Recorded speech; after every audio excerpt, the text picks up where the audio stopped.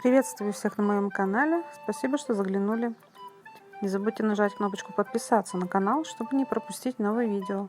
А также нажмите колокольчик, чтобы получать оповещения о новых видео. Для изготовления каркаса я использую вот такую проволоку. Это флористическая проволока. В данном случае Blumentag фирма. Или вот такая еще у меня есть. Fiorico. Я использую для рук более тонкую проволоку, для ног и тела более толстую. Например, для рук можно использовать 0,55, тогда для тела 0,95. Или для рук 0,95, тогда для тела, например, 1,2. Потому что у меня руки обычно чуть тоньше, чем ноги. И для рук иногда толстая проволока просто не подходит. Она туда не помещается. Поэтому я беру более тонкую. А в ногах нужна максимально толстая проволока. Тогда кукла будет устойчивая. Если еще придать правильное положение проволоки в ноге, то кукла будет стоять. Вы можете использовать любую другую проволоку, купленную в строительном магазине, например. Эту проволоку я брала в рукодельном магазине в сети Leonardo. Ориентируйтесь просто на толщину, что примерно такая вот толщина должна быть. Подбирайте два типа. Если нету, то в принципе для всей куклы можно взять, например, 0,95 или там 1. Также для изготовления каркаса понадобятся плоскогубцы. Ну и сама пряжа, крючок и наполнитель, все остальное, из чего вы обычно вяжете куклу.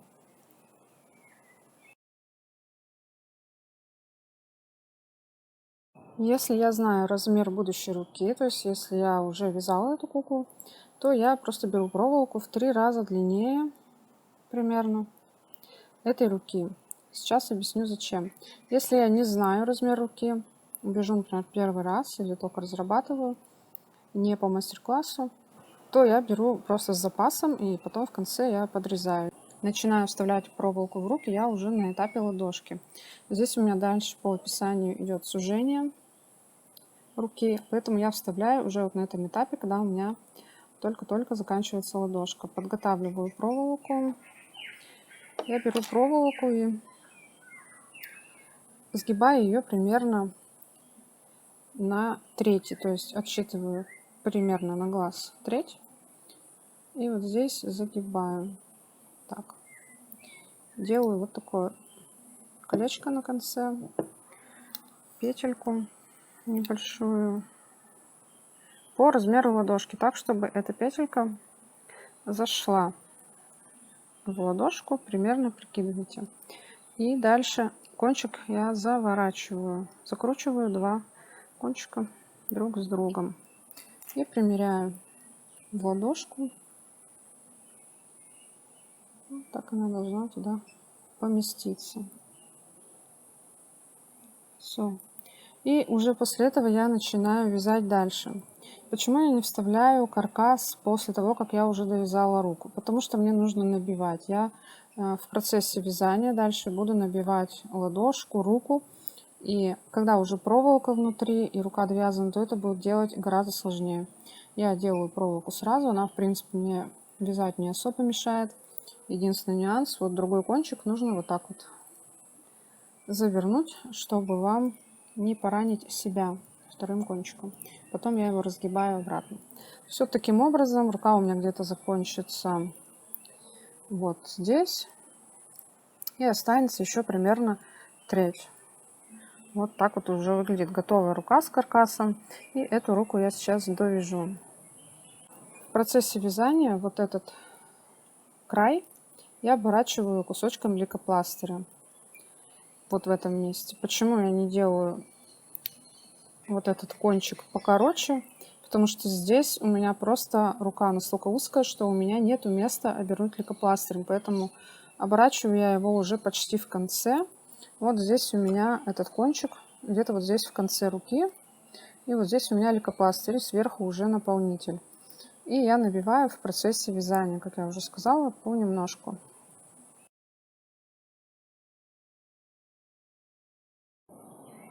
Пока руки ждут своего часа прикрепления к телу, и я делаю каркас для ног. Вот я начала вязать ногу, вот у меня стопа с пяточкой.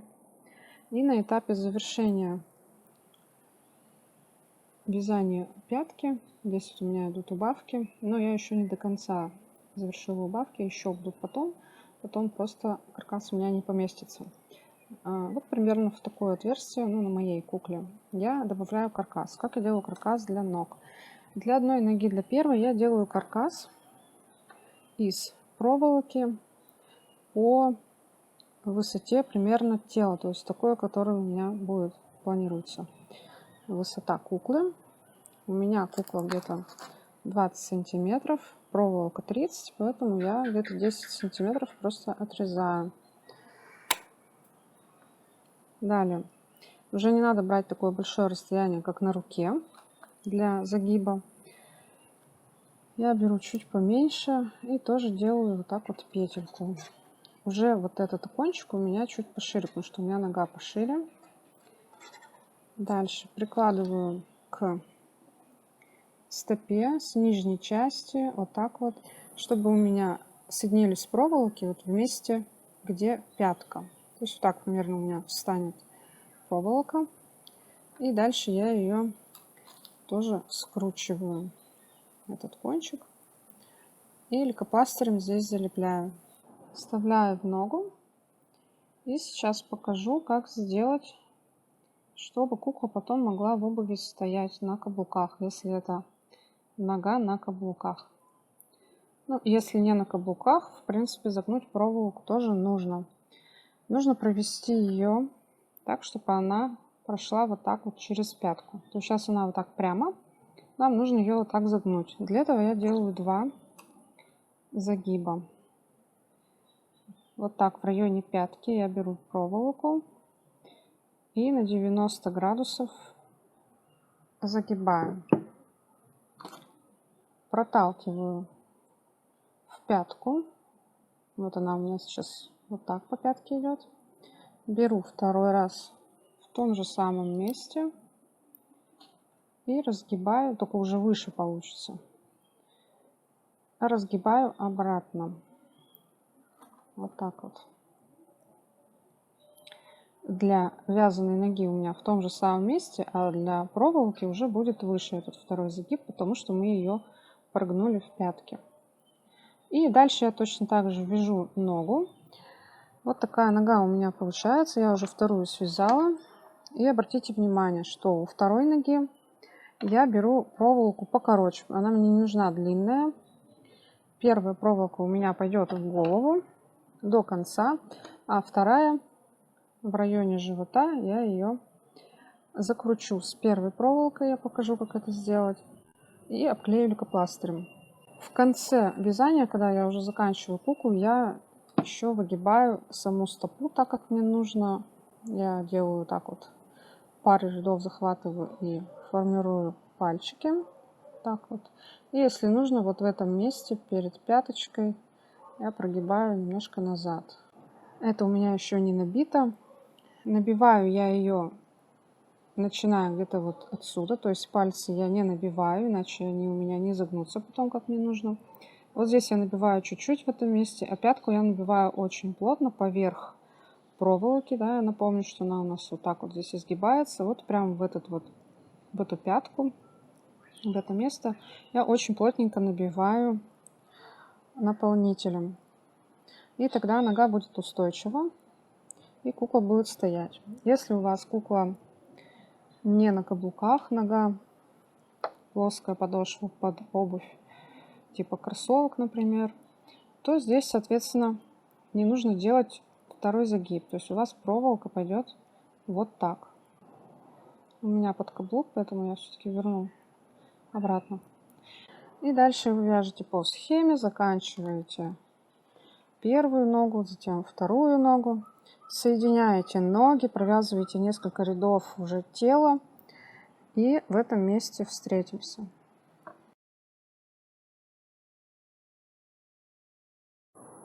Я соединила ноги и провязала несколько рядов. И теперь пришла пора соединить эти проволоки вместе. Одна у меня короче, другая длиннее. Я буду наматывать короткую на длинную. Сами проволоки пускайте по внутренней стороне ноги. Вот так вот, чтобы проще было соединить, и кукла будет устойчивее. Так. И теперь просто берете два конца и скручиваете между собой. Вот так будет это выглядеть. Более длинный кончик загните, чтобы случайно себя не поранить. А вот этот короткий можно вот так обмотать лейкопластырем вместе со вторым кончиком, чтобы у нас за этот кончик ничего не цеплялось. Ну, тоже для безопасности. И дальше продолжаете вязать тело по схеме, по описанию, по которому вяжете. Довязываете до рук, добавляете руки тем способом, которым вам нужно, ввязываете, там пришиваете и так далее. И будем крепить в этом месте проволоку от рук к вот этому каркасу, к этой длинной проволоке. Встретимся в этом месте. После присоединения рук каркас у нас выглядит вот так. Две проволоки из рук и одна проволока от ног. Вот здесь у меня обмотано лейкопластырем вместо соединения двух проволок ног. Здесь у меня там чуть ниже заканчивается вторая проволока. Далее нам нужно соединить вот эти две проволоки с основной. Лучше это делать при помощи плоскогубцев, чтобы угол сгиба проволоки получился прямой, то есть 90 градусов. Я беру вот так и максимально низко, там где вот только-только мы присоединили руку, я загибаю вот так 90 градусов. И вторую руку точно так же вот здесь загибаю.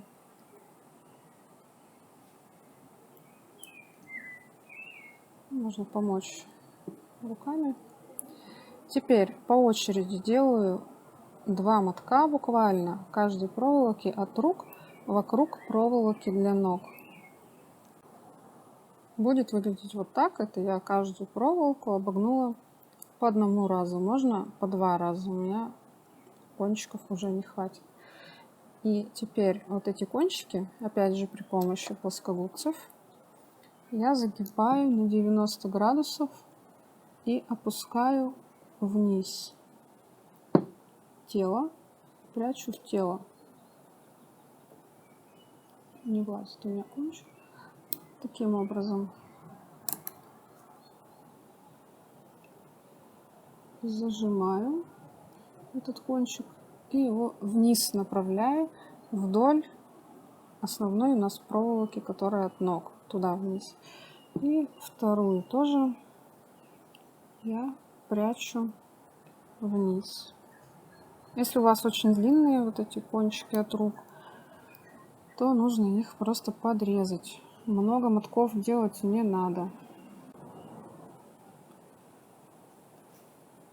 Так, и после того, как у меня обе проволоки от рук загибаются вниз, я беру лейкопластырь еще. Я использую просто вот такую тоненькую полосочку с подушечкой. И я ей обматываю этой полоской лейкопластырь вот там внутри. Вот так вокруг, там, где кончики у меня загнулись поверху. Здесь у нас места много в теле, поэтому можно замотать побольше. И здесь можно замотать и снизу, и сверху. Ну, это по желанию. В общем-то, проволока это никуда не денется, кончики эти не вылезут. Так что, если не получается обматывать, можно так оставить, только просадить, чтобы они направились вниз, чтобы кончики вот этих от рук проволок смотрели строго вниз. Когда вы набьете наполнителем, эти кончики уже никуда не денутся, никуда не загнутся.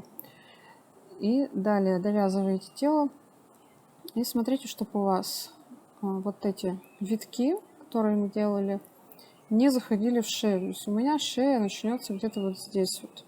У меня еще запас остался. То есть нужно постараться вот эти кончики засунуть в тело так, чтобы в шею эти мотки не зашли. Прячем все в тело. Дальше вы довязываете плечи, тело, переходите к шее.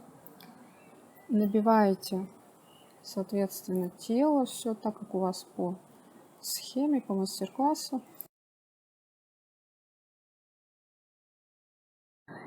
И нам остается разобраться только вот с этой проволокой, которая пойдет в голову. Я уже примерно понимаю, где у меня будет кончаться голова, поэтому можно ее уже сейчас скрутить. Я просто скручиваю вот так вот этот кончик сюда, пару витков делаю, чтобы сам конец проволоки не торчал. И также обматываю лейкопластырем.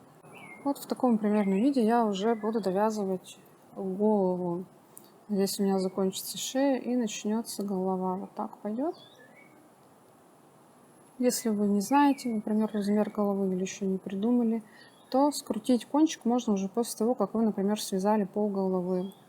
А если у вас, например, голова на шарнире, то вот этот кончик основной проволоки вы должны скрутить и оставить внутри шарнира. А дальше уже вяжете голову.